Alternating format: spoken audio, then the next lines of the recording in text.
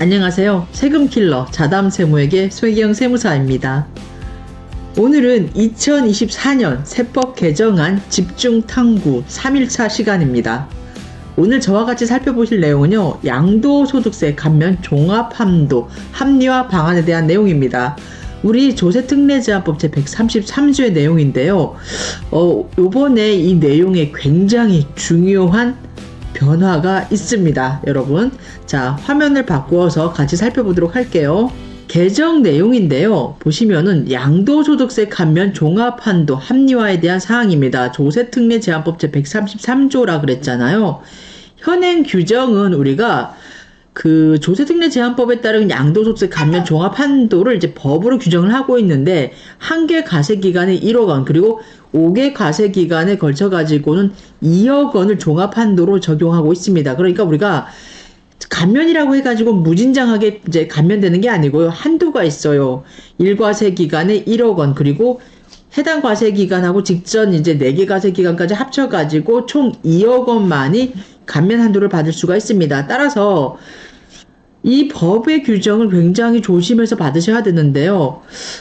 그래도 이제 굉장한 혜택이죠. 감면 세액이니까 굉장히 큽니다. 1억 원, 2억 원이니까. 근데 요런 감면 한도 때문에 이제 거의 대다수의 그 납세자분들이 세액을 어떻게 절세할 수 있는 방법이 없을까라고 많은 궁리를 하시고, 그러면서 약간 좀 중개하시는 분이나 아니면은 뭐 컨설팅 하시는 분들이나, 그리고 우리 솔직히 저와 같은 세무 대리인들도 굉장히 좀 생각을 많이 하잖아요. 그리고 이제 안을 많이 짜내긴 합니다. 그래가지고 경우에 따라서는 과세 기간을 달래가지고 이제 이 5개 과세 기간이 2억 원이잖아요. 그래서 사람이 한평생을 살면서 5년 이내에 솔직히 감면 이 한도를 적용받는 게 2억 원까지 다 받지 못하는 경우가 많거든요. 그래가지고 요 과세 감면 이 한도 때문에 과세 기간을 찢어가지고, 어떻게 보면 한 필지의 땅을요, 여러분 분필 절차를 거친 다음에 잘라가지고 첫 번째 분필한 그 땅은 먼저 팔고 과세 기간을 달리해서 연말에 팔고, 나머지 땅은 다음 연도 초에 파는 거예요. 그렇게 해가지고 이 감면 한도 2억 원을 적용받고, 이런 사례가 제가 좀 이따가 이제 심사 그 청구된 그 내용에 대해서 말씀을 드릴 텐데, 그런 내용들이 굉장히 많거든요. 그래서 이러한 양상에 대해서 이제 국세청에서 기재부에서 무슨 자각을 했는지, 자, 보시면 개정안을 내놨습니다. 잘 보세요. 다만 다음 요건에 모두 해당하는 경우 한 개 과세 기간 내 양도로 본다. 그러니까 1개 과세 기간 종합한 이제 감면 한도 하나, 한 개 과세 기간에 감면 한도 하나인 1억 원을 적용을 하는 걸로 보겠다라는 겁니다. 두 가지 조건이 이제 충족되는 경우인데요. 모두 해당하는 경우입니다. 첫 번째, 분필한 토지 또는 토지 지분의 일부를 양도를 합니다. 그리고 두 번째가요, 이렇게 토지 또는 지분 일부를 양도하고 나서 그 양도일로부터 2년이 되는 날이 속하는 과세기간 종료일까지 나머지 토지라든가 나머지 그 지분에 대해서 이를 동일한 사람한테 혹은 그 사람의 배우자에게 양도하는 경우, 이렇게 두 가지 조건을 충족하는 경우입니다. 다시 한번 말씀드릴게요. 분필한 토지 또는 토지 지분의 일부를 양도하고 나서 2년이 되는 날이 속하는 과세기간의 종료일까지 나머지 토지라든가 나머지 토지의 지분을 동일일이나 또는 먼저 이제 매수한 그 분의 배우자에게 양도하는 경우 어떻습니까? 한 개 과세기간에 양도한 것으로 보아서 과세에 대한 이때 양도소득세 감면 1억 원을 적용을 하겠다는 것입니다, 여러분. 어떠세요? 느낌이? 저는 이거를 보고요, 이제 알고 있었거든요. 이게 우리가 보통 이 세법 개정안이 보면 이제 여름에 나와요, 기재부에서. 그래서 그때 제가 봤던 기억이, 어렴풋이 봤던 기억이 있어가지고 어이구야, 머리를 친다 그랬거든요. 생각이 머리를 치는 개정안이네 그랬는데, 당장 이제 연말이지 않습니까? 그래서 당장 24년이 금방 다가오는데, 당장 내년 1월 1일 이후 양도분부터 적용을 한다라고 이렇게 딱 또 한 번 또 보게 되니까 굉장히 좀 조급한 거예요. 그래서 오늘은 여러분에게 꼭 이 내용을 좀 말씀드리고 싶었어요. 자, 그럼 우리가 조세특례제한법 제133조의 내용을 한번 볼게요. 내용 별거 없어요. 1항이요. 개인이 이 법이 이제 조목이 있어요. 33조 뭐 이렇게 쭉 있는데, 이렇게 감면받은 양도소득세액의 합계액 중에서 일과세 기간에 이제 과세 기간별로 1억 원을 이제 한도로 감면받고, 그리고 5개 과세 기간 동안 어떻습니까? 합쳐가지고 2억 원을 한도로 해가지고 감면을 받잖아요. 그 내용입니다. 보시면 우리가 1억 이제 이 조세특례제한법 제 133조는 이렇게 법 조항들을 열거하고 있으니까 이와 관련돼서 집행기준을 좀 보시면은요, 우리가 조세특례제한법 집행기준은 133조의 그 내용입니다. 이제 과세기간별로 양도소득세 감면 한도액이 1억 원인 경우 이렇습니다, 여러분. 우리가 가장 많이 보는 게 이제 글자 좀 작죠. 제 조특법 69조의 내용입니다. 자격농지 감면입니다. 그걸 굉장히 많이 봤는데요. 뭐 경우에 따라선 자경산지에 대한 감면도 있고, 농지 대토에 대한 감면도 있고, 뭐 공익사업용 토지 등에 대한 양도소득 감면, 이렇게 해서 15개의 그 항목이 있거든요. 감면에 대한 내용이, 과세특례에 대한 내용이. 이렇게 해서 만약에 내가 일과세 기간에 여러분 자경농지도 팔았는데 양도소득 감면 대상이 돼요. 그리고 내가 자경산지도 있었어. 그래서 자경산지에 대한 그 양도소득 감면 대상도 돼요. 근데 이렇게 합쳐가지고 1억 원을 한도로 해서 일과세 기간에 1억 원을 한도로 해가지고 감면을 받습니다. 자, 그리고 5개 과세 기간에 어떻습니까? 2억 원을 한도로 해가지고 감면을 받는다 그랬잖아요. 그런데 우리가 농지 대토에 대한 그 양도소득세 감면은 여러분 5개 과세 기간에 걸쳐도 1억 원에 대해서만 한도가 정해져 있습니다. 2억 원을 한도로 해서 받는 거는 자 10가지 감면 사항이 있습니다. 우리가 이제 조특법 66조부터 쭉 나와 있어요. 자, 많이 하는 게 자경농지 감면이죠. 그리고 자경산지 감면, 농지 대토 감면. 자, 보면 이게 농지 대토에 대한 양도세 감면도 조특법 70조 여기도 이거 합쳐가지고 있네요. 자, 요렇게 해서 이제 지금 우리가 있는데 요렇게 해서 농지 대토에 대한 양도세 과세특례 이제 요렇게 있습니다.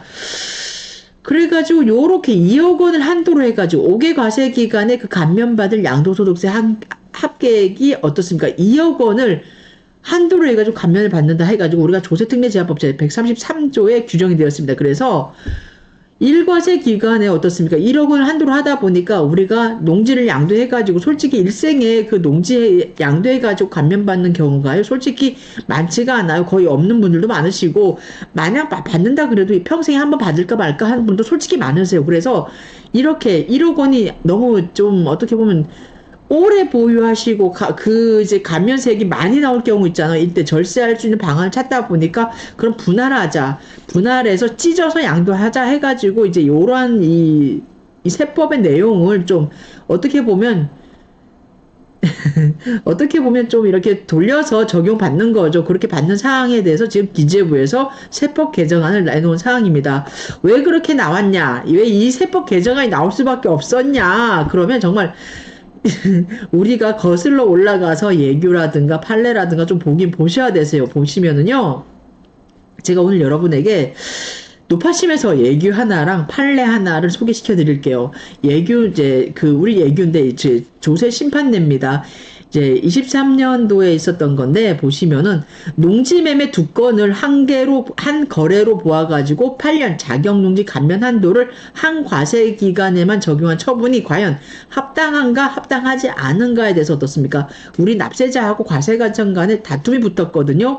자, 일단 한번 제가 처분의 이 사안 어떻습니까? 이 얘기에 대한 그 히스토리를 알아야 되잖아요. 보시면은, 이 납세자분은 이제 19년 12월 17일 날 이 쟁점 농지를요, 쟁점 농지 1, 그리고 쟁점 농지 2, 이렇게 두 필지로 분할한 후에, 쟁점 농지 1은 이제 19년 12월 20일에 양도하고, 그리고 쟁점 농지 2는 다음 해를 바꿔가지고 2020년 1월 16일 날 동일인에게 양도해서요. 어떻습니까? 19년도에 감면 한도, 그리고 20년도에 감면 한도에서 5개 과세 기간에 2억 원을 한도로 한 그 양도소득세 감면을 적용을 해서 2019년 양도소득세, 그리고 2020년 양도소득세를 신고 납부했습니다. 그러면 19년에 1억 원, 20년에 1억 원 이렇게 감면한도로 받았겠죠? 그런데 처분청이 이 농지거래는 보니까 하나의 거래라는 거예요. 그래가지고 세무조사가 나와가지고 양도소득세를 경정고지한 건입니다. 이에 대해서 이제 납세자분은 뭔 소리냐 라면서 심판 청구를 한 사안입니다. 이 내용에 대해서 이제 우리 심판원은 어떻게 판단을 했느냐? 자, 보시면은 심판원의 판단은 이렇습니다. 쟁점농지 1, 2는 모두 동일인에게 양도가 되었고, 그리고 아마 이분이요, 그런 것 같아요. 처음에는 이제 하나로 해가지고 원래 양도를 했다가 그 양도 계약을 취소한 것 같아요. 취소한 다음에 다시 분필 절차를 거치 분할을 해서 분필하고 나서 그렇게 쪼개서 판 것 같습니다. 일단 사안은. 자, 그 총 거래가액은 이제 우리가 19년 말에 양도를 했잖아요. 근데 19년 6월 15일자 거래가액과 같으며 양 토지 계약일, 계약금 지급일, 중도금 지급일이요. 쟁점 토지 한 1하고 쟁점 농지 2가 여러분 계약금 지급일이랑 중도금 지급일이 같다고 그럽니다. 단지 잔금일만이 달랐던 거예요. 그리고 이제 저당권 설정도요. 이게 2020년 1월 15일 이제 어떻습니까? 우리가 쟁점이 토지를 양도하고 나서 이제 근저당권 설정 등기를 마친 것으로 나타나고 그리고 토지 매매 계약상 변경된 잔금 지급일도 이제 19년 12월 9일로 확인되어 청구인과 매수인이 앞서 19년 6월 15일 기존 매매 계약을 해지하고 쟁점 농지를 분할하여 순차적으로 거래한 것이 매수인의 자금 사정 때문이었다는 청구 주장이 설득력이 부족해 보인다. 지금 그렇게 얘기하고 있습니다. 그래서 쟁점 농지의 양도를 2020년 그러니까 나중이죠. 이제 1월 달에 양도를 했으니까 쟁점 농지 2에 대해서 이를 잔금 지급일이 2020년 1월에 이제 이루어진 걸로 봐서 하나의 거래로 보아가지고 양도소득세를 과세한 처분은 달리 잘못이 없다라고 우리 심판원은 판결한 사안입니다. 그 다음 보실 내용은요. 지금 고등법원까지 나온 판결입니다. 지금 대법원에까지 올라간 대법원 판결은 아직 없더라고요. 그래서 이 사안 한번 볼게요. 이제 창원지법에 이제 1심을 제기를 했고, 우리 납세자분이, 그리고 1심에서 지니까, 1심에서 원고 패가 되니까, 이제 2심 항소를 한 거죠. 그래가지고 이제 고법까지 간 사안입니다. 자, 원심에서 뭐라고 판단을 했느냐? 보시면 이것도 똑같아요. 2분의 1 지분씩 두 차례로 나누어 체결된 이 사건 각 매매 계약은 그 경제적 실질 내용에 따라 일관하여 하나의 거래로 보아서 이제 처리한 사안인데요. 보시면은 우리 원심은 뭐라고 얘기를 했냐? 대금 지급이나 소유권 이전 등기만을 분할하여 달리하기로 하여 양도하는 내용의 일괄 계약을 체결하였다라고 봄이 타당하다. 이 사건 제2지분에 관하여 2016년 6월 29일자로 체결된 계약은 양도소득세 감면 한도액 초과를 회피하기 위한 형식적인 계약에 불과하다. 따라서 각 지분의 양도 시기는 이 사건 각 지분 매매 계약의 최종 잔금 청산일인 2017년 1월 9일로 봄이 상당하다라고 해서 2분의 1씩 찢어서 두 차례에 걸쳐가지고 이제 연도를 달리해가지고 이렇게 받지만 이는 형식적인 거래에 불과하고 따라서 이는 단일 거래로 보아가지고 감면 한도 를 이제 5과세 기간에 걸친 1억 원 한도를 적용을 하겠다라는 사안입니다. 이 한계 과세 기간입니다. 여러분, 한계 과세 기간에 걸친 감면 한도 1억 원을 적용하는 게 합당하다라고 본 사안입니다. 이 사안에 대해서 이제 어떻습니까? 우리가 원고가 다시 항소를 했자 그랬잖아. 그래서 고법에서 또 뭐라고 얘기했냐? 똑같습니다. 원심을 인정을 했어요. 하나의 거래로 인정되는 이상 그 거래가 분할 이행되었다라고 하더라도 그 거래 전체가 완결될 때를 기준으로 17년 1월을 기준으로 어떻습니까? 판단해야 한다. 따라서 감면 한도는 한 과세 기간에 1억 원 한도를 적용해서 본 양도소득세를 처분한 어떻습니까? 국세청이 합당하다라는 판결을 한 사안입니다. 이제 물론 대법원까지 갔는지 어땠는지 잘 모르겠는데 뭐 좀 더 추이를 지켜보면 우리가 대법원 이제 판결까지 볼 수가 있겠죠. 이런 사안 때문에 지금 기재부가 재빨리 손 쓴 것 같아요. 나 웃음밖에 안 나와. 말도 막 버벅거리고 오늘 충격받았나? 여러분 그렇습니다. 어쨌든 굉장히 중요한 사안입니다. 왜 제가 중요한 사안이라고 말씀드리는 것 같아요?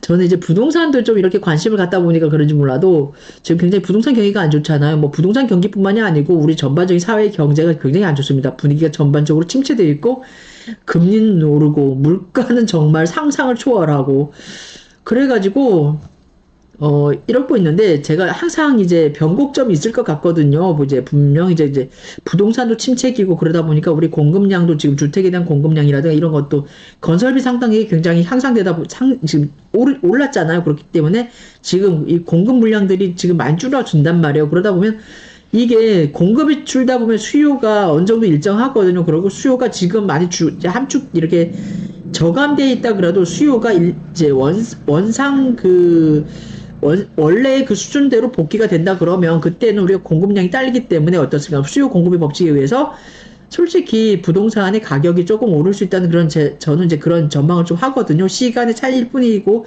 심리적인 부분의 차이일 뿐이지 시간이 흐르면 그게 이제 어느 정도 정상화가 되고 이제 그때 되면 좀 이렇게 사이클을 따라서 움직이니까 이제 그렇게 된다고 생각을 하기 때문에 그리고 지금 어떻습니까? 우리가 신도시 지정과 관련돼서 그렇죠. 3기 신도시, 4기 뭐 이렇게 계속 나오잖아요. 지금 뭐 신도시 택지와 관련돼서도 굉장히 지금 이렇게 양도가 발생이 되고 있고 그리고 이게 보상이 되면 이제 그 인근에 있는 토지들도 어떻습니까? 이제 그 수용 대상지가 아니지만 그 인근에 있는 다른 그 부동산 경기도 이제 붐이 일어나면 어떻습니까? 양도가 많이 발생을 할 것이고, 양도가 되다 보면 어떻습니까? 그 중에는 분명 이렇게 자경에 대한 부분이 분명 많단 말이에요. 그렇다 보면, 이렇게 분필 절차를 거친 다음에 이렇게 양도를 하면서, 한 과세 기간에 1억 원 한도로 하다 보니까 5과세 기간에 걸친 그 2억 원 한도까지 이제 최대한 받으려고 솔직히 속칭 이빨 땡기려고요. 좀 제가 1억까지 좀 써가지고 그렇긴 한데 최대한 많이 당겨서 제가 이제 세금을 좀 적게 내려는 부분이 반드시 있고 그러다 보니까 이렇게 분필이 아닌 분필의 절차를 밟아가지고 양도 시기 그러니까 잔금 지급일을 달리하면서 이렇게 일어나는 경우가 있습니다. 따라서 지금 기재부에서는 이러한 우리 사회 상황 그리고 이러한 우리 납세자의 생각을 먼저 읽는 것 같아요. 그래서 지금 이 개정안이 나온 겁니다. 한 번 더 볼까요, 여러분? 2024년 1월 1일 이후 양도 부분부터 적용되는 조세특례제한법 제133조의 개정 내용입니다. 한 과세 기간 내 양도로 보는 경우입니다. 첫 번째, 분필한 토지 또는 토지 지분의 일부를 양도합니다. 그리고 나서 두 번째, 당의 토지 일부의 양도일로부터 그 토지 나머지 일부라든가 나머지 지분에 대해서 2년이 되는 날이 속하는 과세 기간 종료일까지 나머지 토지 지분이라든가 토지를 동일 혹은 그 매수인의 그러니까 앞선 지분의 매수인의 배우자에게 양도하는 경우에는 한 과세 기간 내 양도가 발생한 것으로 보아서 어떻습니까? 뒤에 일어나는 이때 이 잔금 지급일에 당해 토지가 하나의 거래로 양도된 것으로 보아가지고 감면 한도, 한 과세 기간에 1억 원을 한도로 해서 양도소득세 종합감면 한도를 적용을 하고 있습니다, 여러분. 내용 어때요? 굉장히 좋지 않습니까, 여러분? 제가 여러분에게 정말 엑기스만을 뽑아서 지금 이제 말씀을 드리려고 지금 무진장 노력하고 있습니다, 여러분. 그래서 제가 이렇게 뽑아드리는 이 사안이 여러분의 내리에 정말 정확히 박혔으면 좋겠어요. 제가 이제 개정세법 하면은 솔직히 뭐 다른 분들처럼 이렇게 그냥 다 그냥 보면서 쭉쭉쭉 넘어가면서 그냥 뭐 저희가 이제 저희가 보수교육 때 이제 개정세법 내용을 강의를 듣거든요. 이제 필수 교육이다 보니까 그러면 뭐 그렇게 해서 쭉쭉쭉 넘어갈 수도 있는 사안인데 저는 이게 솔직히 그렇게 하면 뭐 임팩트가 없잖아요. 그리고 솔직히 뭐가 중요한지도 솔직히 모르겠고 그래서 저는 웬만하면 여러분에게 좀 더 도움이 되고 여러분에게 정말 소중할 것 같은 그런 정보, 정말 필요한 정보를 뽑아가지고 제가 이렇게 심판대까지 뽑아가지고 여러분에게 소개시켜드리고 있습니다. 따라서 여러분 제 채널 보시는 여러분은 반드시 저희 채널 구독 눌러주시고 좋아요도 부탁드리겠습니다. 제가 요즘 왜 이런지 모르겠네요. 자꾸 구독 누르려고 그러네. 그래도 제가 여러분 구독 한 사람 한 사람 이렇게 늘어가는 그게요. 저한테는 정말 이게 정말 큰 에너지인 것 같아요. 그러니까 여러분 반드시 구독 누르셔야 되시고요. 저희 채널과 항상 같이 해주시기 바랍니다. 여러분 감사합니다.